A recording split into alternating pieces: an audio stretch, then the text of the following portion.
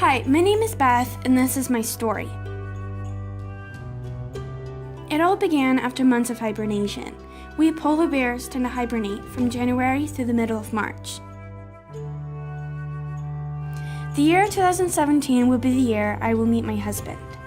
I finally woke up from hibernating, and I came to the conclusion that I was starving. So I walked out of my den and found an ice pond. I saw through the ice that fish were still slowly swimming in it. So I slammed my padded black feet into the ice and broke it. Then I completely jumped into the pond, swam for a bit till I found a nice long juicy fish. It was gray in color. Once I grasped the fish in between my jaws, then I shoot for the surface. As I was getting out of the water and shaking my fur, I saw something. No, not something, someone.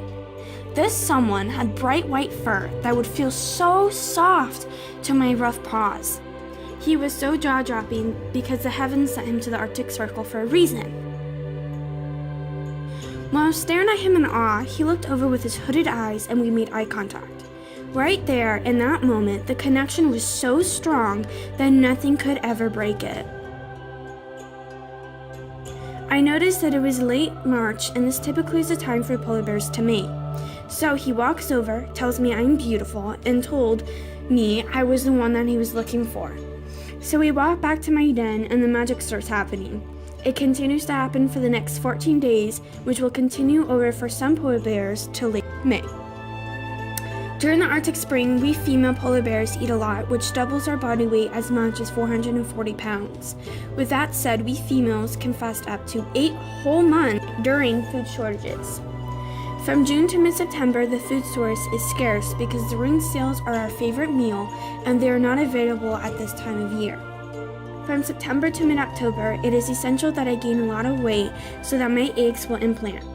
From November through December, I go back to my den to hibernate and give birth to Matthew, Theo, and Juliana.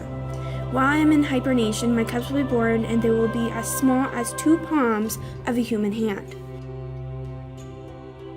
From January through mid-March, my cubs will nurse and we will all emerge out of my den in late March or April. We will stay near the den for the next 12 days where my cubs will develop their walking skills. My cubs will stay with me for the next 2.5 years where they will learn to hunt and fend for themselves. Now as my cubs are leaving me, I know they will survive this tough and horrible terrain of the Arctic Circle.